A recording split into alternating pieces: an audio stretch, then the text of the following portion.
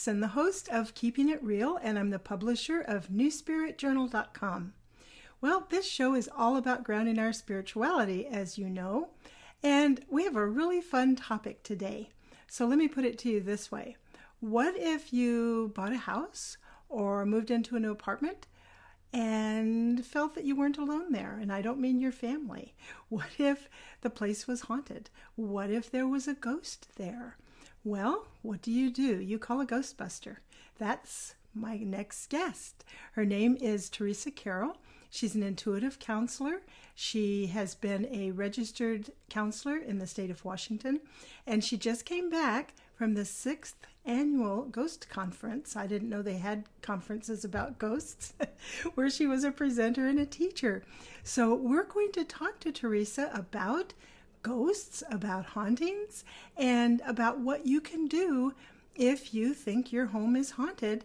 Are there some tips she can give us, ways that you can deal with this situation, because it certainly isn't very comfortable. So let's see what Teresa has to say. Hi, Teresa. So glad you could be here today. Well, thank you. It's delightful to be with you again, Krysta. So you certainly have an interesting job, and I know you do many things, which you can tell us about, but I want to hear more about the ghost busting, and I know my viewers do too. So tell us, how did you get into this, and kind of share with us about it? Oh, well, it was 35 years ago. I was hanging out at a place in Tacoma called the Psychic Energy Center. Ruth Soderstrom, who had been featured in a book by Ruth Montgomery, had opened the center to try to encourage people who had intuitive abilities.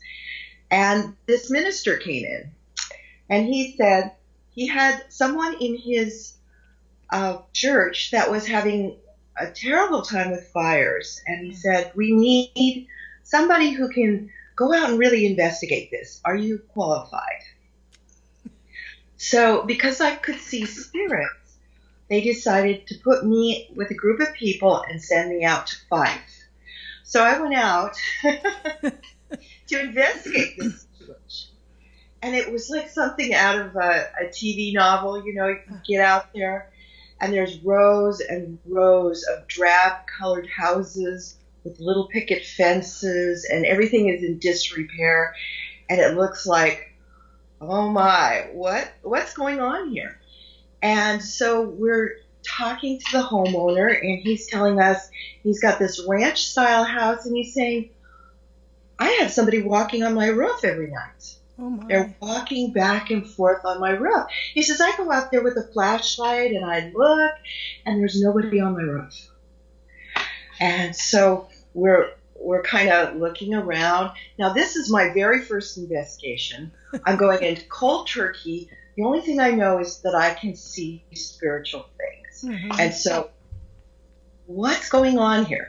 So we've got some very scientific-minded people who are going, are you sure you don't have raccoons? You know, and I'm looking around this neighborhood, and I'm just feeling that the energy is very flat.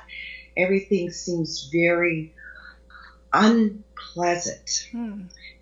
And so we start talking about the fires, and he's saying he has gone to the fire department, and not only his home, but the whole area is always catching on fire. His brand new car sitting in the driveway started on fire. The lawnmower sitting on the lawn started on fire. Wow. Fire just coming up in the most unusual way. He said he went into the kitchen one day, heard a noise, went back to his living room, and his sofa was on fire. Oh, now, no. He was not a smoker. Wow. There was nothing electrical on the fire, on the sofa. So it was like, what's going on? So he was getting to a point where he was ready to move out. Mm-hmm.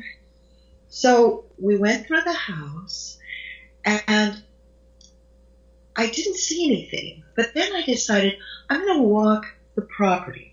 So I went outside, and I started walking around, and it was like suddenly I saw this enormous, enormous lot of land that went quite a few blocks down and over, and it had this big white picket fence around it. And I looked at the house, and it was kind of an off-colored white, and I was seeing almost like into another time or another dimension. And I was seeing this old 2-story house. And while I was standing there, a woman came up and she started talking to me. And she said, and this was a ghost woman, okay? Just to be a little more clear here. And she said, I used to live here until my husband murdered. Oh, no. Oh, my gosh. So she told me the whole story of how she had been a mail-order bride, and she had come in to Tacoma from, I believe it was New York, somewhere on the East Coast, and she had married this man who had a very booming business in Tacoma area. Uh-huh. And he had bought this property and built her this house. And he had built it in the East Coast design because she kind of missed the East Coast and things here were a little more rugged. And she said that after a while, she was just isolated and she started feeling lonely. And so she had told him that she wanted to go back to New York and she wanted to leave the marriage. Well, he got very angry and he struck her and she died. Wow. So then what happened after that was he felt this great remorse. He knew that he had, killed his wife, but I don't know how it was presented to the authorities. So he had I believe it was a billiards room upstairs on the second floor. And he would sit up there and drink and drink and drink and walk around and fret. And one night he got very mad and he threw something. It hit the kerosene lamp and the whole house went up in flames. Wow. And he came in. So we did a cure. We did several different things to kind of remedy the situation. And the man who lived in the house came back about 6 weeks later and he said, you wouldn't believe the change. He said, I'm not hearing any sounds. My house seems nicer. I tore down my picket fence around the place, started putting in some shrubs. I'm going to paint spring. We went out 6 months later and you would not recognize the neighborhood. Right. People were changing everything. It just changed lives. And the fires quit, I'll bet, too, didn't they? Yes.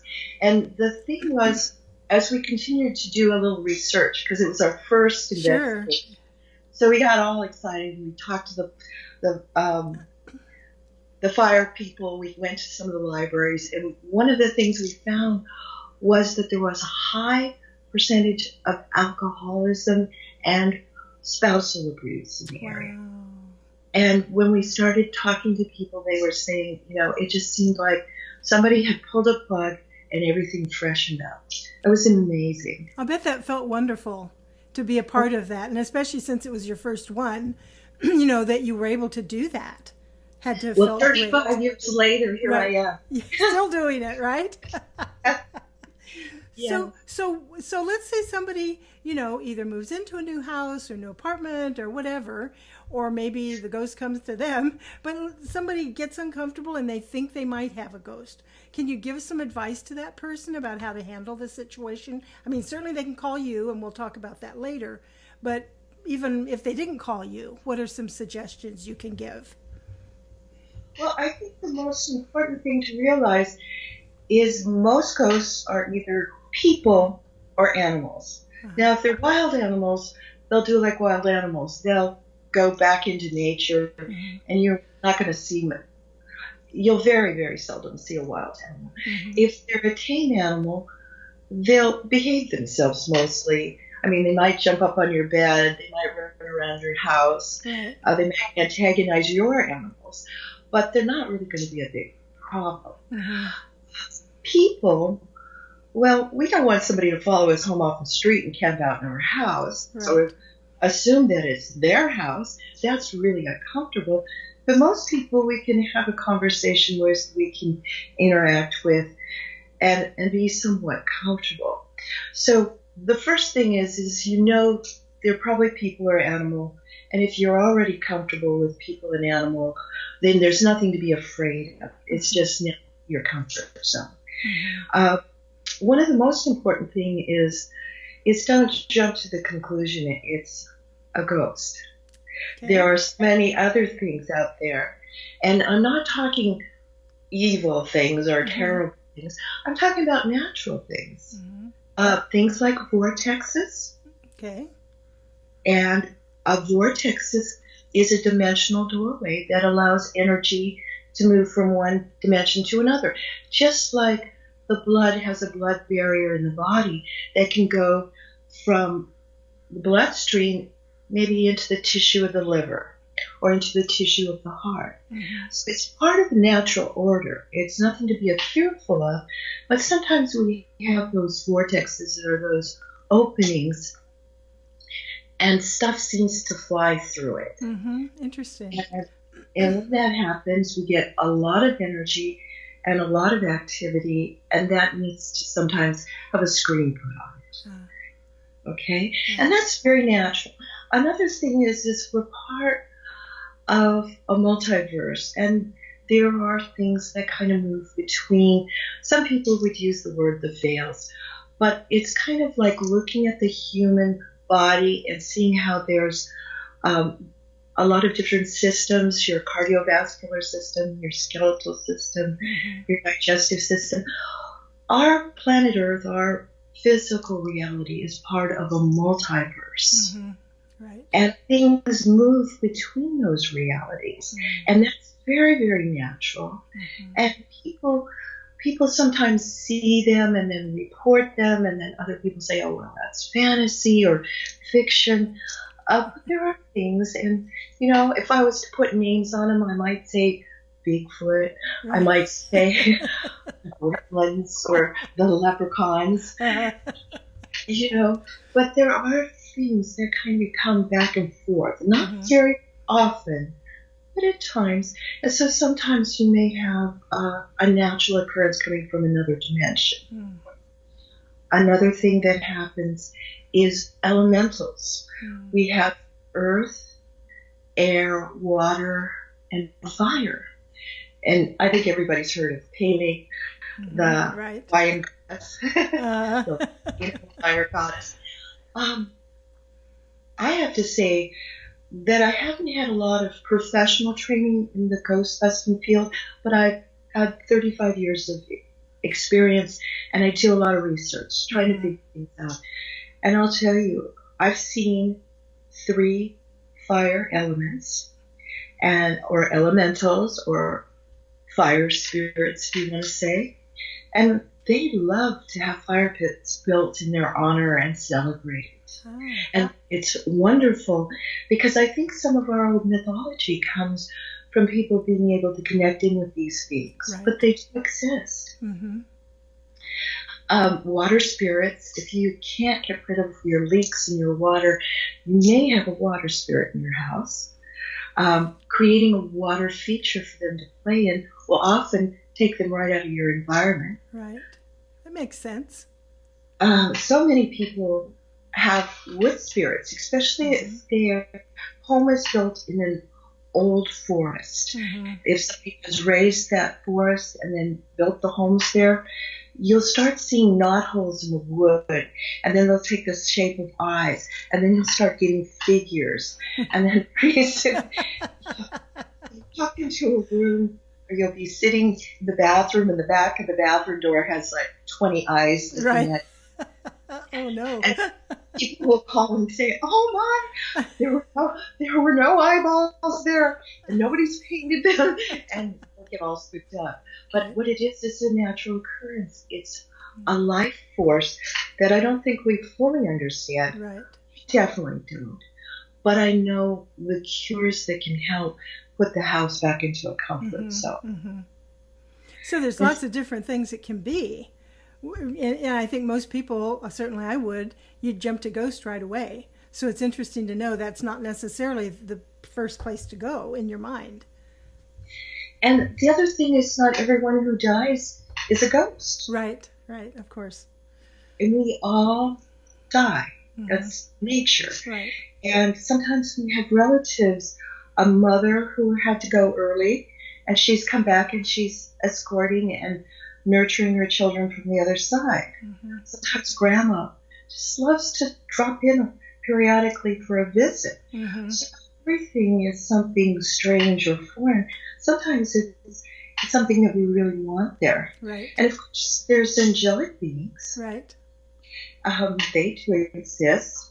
And if a person is going through some very hard times or they're feeling spiritually unsafe, the angelic beings will be in the environment. So what is the first step for a person to do then? I mean, given that it could be all these different things.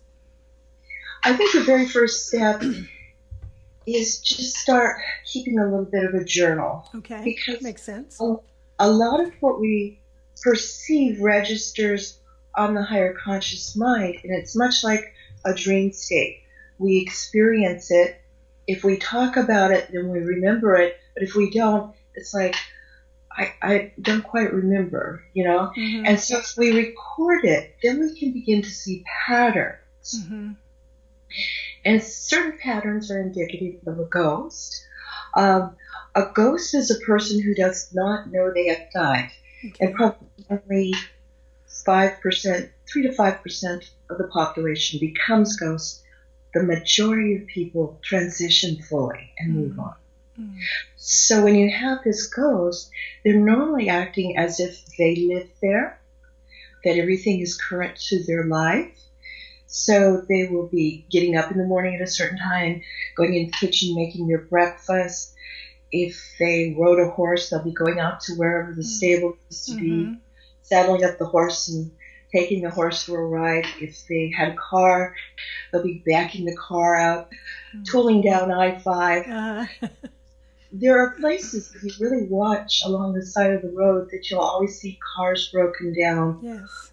And often that's because they move through another vehicle that used to be there, and it has some sort of electromagnetic shorting, and batteries that are low will go out at that place. Interesting. That's fascinating. If you give this repeating of patterns that seem like somebody else's, I think my favorite one is the bathroom. If they get up and go in and put on makeup or wash and brush their teeth and all that, you're going to walk in and stand in an ice cold energy where you go, oh, it's cold in here. Cold spots. I get a lot of places in my bathroom where I go in and I sit down to use the bathroom, and all of a sudden I realize I sat on top of somebody. Oh no. That's uncomfortable. It's not nice at all. So it's really important, to make notations, because if you see patterns, right, and put the time, because people are habitual. Right. They eat about the same time, they brush their teeth, they get up. Right. And so if you're finding that, there's a pretty good indicator that there is a ghost. Now, if you're, some of the other things is moving objects, that may not necessarily be a ghost, that may be an elemental, that may be a vortex, or that may be poltergeist activity. Right. So you have to just begin to look at what's there, and your experience will give you a little bit more clarity. But the most important thing is look for the obvious. So if somebody determines from taking notes or whatever, and they're pretty sure it is a ghost, is the best thing to do is to talk to the person and help them understand that they're a ghost? Oh. Now, if I said to you, you are dead, you know what? You'd either think I was a kook. That's true. Or you would think that I was in the mafia and I just put a hit out. Right. Bad idea. And so how are you going to respond to that? You're going to either hide a little bit, right, or you're going to attack. Right. And so what a lot of individuals don't know, and let's be honest, this is not a science. Right, of course. course. It hasn't been established as a science. Right. And therefore, there's no real clear understanding and specifics of what to do and how to follow it. And so if you act towards a ghost as if they're, if you act disrespectful, how would you respond to somebody Right. who treated you disrespectfully? Right, of course. And if somebody was telling you you were dead, Right. it just doesn't go No. over. Most of the ghosts will project who they think they're seeing on the person that's talking to them. So if every day the mailman came about 1 o'clock, at 1 o'clock they may acknowledge you and treat you like you're the mailman. Mm-hmm. They ask if there's any letters, or you might find that mail disappears or is given to you at that time. Mm-hmm. Things like that. I had a particular incident that was a lot of fun. This woman said that every year at Christmas time, from the 15th to the 27th, she would have a male ghost in her house, and he would sit and smoke by her fireplace. She said it was just annoying. I mean, she said it was, at first it was a novelty, but it was so annoying because she didn't smoke in her house. Mm-hmm. What it was this was Uncle Fred, and he would come and he would stay for that duration at the house for Christmas, and he didn't know that he was dead, so wherever else he was haunting, Right. he would haunt her house for just those given days. That's wild. And he was really great with interacting with the kids and animals. So what, because we're getting close to the end of time, I want to talk about a few other things too. So what should a person do? Well, first of all, accept this is another human being, and they don't are. They've just had a situation happen where they haven't gone through a complete spiritual transition. Okay. If they're suffering, and that is that if in the last years of their life they were suffering, they still believe they're in that pain and they're recreating it for themselves, then I would definitely call someone in to clear them. Okay. If they're causing the family disruption, creating disharmony, I would definitely call someone in to clear them. It sounds like that's really the best route to go. Yes, I it is. mean, you know, if you're having a disturbance in quotes, but it's not really disturbing the family, you might be content, like you say. It could be an elemental, so put in a fire pit or a water feature or whatever. But it sounds like if you do determine it's actually a ghost or a person, that it really would be better to call somebody, to call you, and let a professional handle it rather than perhaps insulting them or upsetting them or causing further problems. Exactly. Okay. Now, you've written a book. Yes. Tell us about your book. Can I show it to you? Absolutely, yes. All spooked up. Yes. Well, the book is that I've been a teacher and a lecturer and an investigator in the metaphysical field and in the paranormal field for 35 years. And I bought this house new 11 years ago. Well, it wasn't a new house. It was built in 1956, but I bought the house 11 years ago. And when I moved in, there was ghosts here. And I started to clear it, and then I realized, wow, what a fabulous experience for my students if they could interact with the ghosts, if they could really get in, have conversations, sense it, use some of the technical equipment, see things, record voices. Right. Woo! How fun. So, because the ghost wasn't suffering, and once we're on the spiritual side, we're back into an eternal timeline. So a day is like a few minutes. Right. So 40 years, 100 years is nothing. So it's not like we're keeping them or trapping them or anything. This is a natural occurrence. It's not a preferred occurrence, but it does get cleared out eventually. So I thought, wow, I'll bring my students in, I'll teach them about the experience, and then I'll help them understand how to clear. Right. And so they'll have hands-on experience. So I talk about the ghosts in my house, what I experienced with it. I talk about the class, and it's kind of a novel in a way. It's a true story, but it also teaches you how to clear ghosts and a few other things. And then at the end, just for the fun of it, I put 6 case studies of ghosts in the Puget Sound area. Awesome. That is really great. And now you also, besides helping people with ghosts or clearings, you do intuitive consulting that's not ghost related.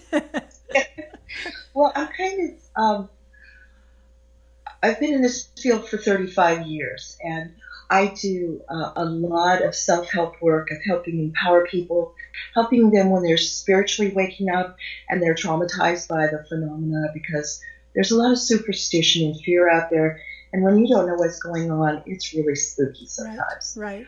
I'm also a trance medium. I can see loved ones, I can see animals, and so I work with mediumship. I also am a pet intuitive. I've always been able to talk to animals, and they talk back, so that's kind of fun. I've studied in 26 countries with shamans, and I love learning about healing arts and shamanic, building community, building soul integrity, building a sense of aliveness, and learning how to really maximize your intimate connection with the divine. It's a non-religious practice, but it's a very powerful spiritual practice that integrates with any belief system.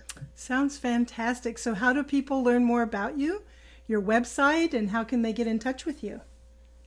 Well, my website is my name, teresacarol.com, and Teresa is TERESA, and the best way is to connect with me on my website.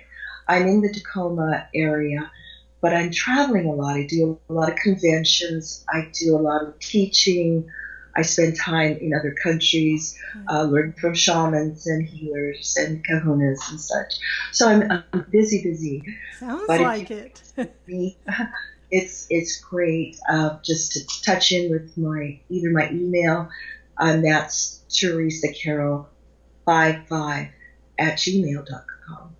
That's awesome. Thank you so much for your time. We've come to the end, but certainly I've enjoyed hearing your stories, and I encourage people to get in touch with you. Go to your website, check it out, get your book, and learn more. And if they have any issues, get in touch with you. Thank you. Thank you, Teresa. Take care. Bye. Well, that was certainly interesting. I learned a lot between elementals and ghosts and time warps and vortexes. There just can be a whole lot going on. And one of the things I was thinking to myself as I was talking with Teresa, and afterwards, it's like, what this really is about is remaining open. Being open to life and open to things maybe being different than what you think they are. So you think you have a ghost and it's really elementals. You don't really know what it is. But in so many ways in our lives, instead of being closed-minded, instead of thinking we know it all, which, granted, most of us get to a point where we think, been there, done that, know it all. Well, you know what? Maybe you don't. Maybe if you're a little more open in your attitude in life, a little more open to how things are and expect the unexpected, life might be not only more interesting, it might be more fun, and certainly more of an adventure. And remember what Helen Keller said, life is either a daring adventure or nothing at all. Thanks for being here. Remember to keep things grounded and keep it real.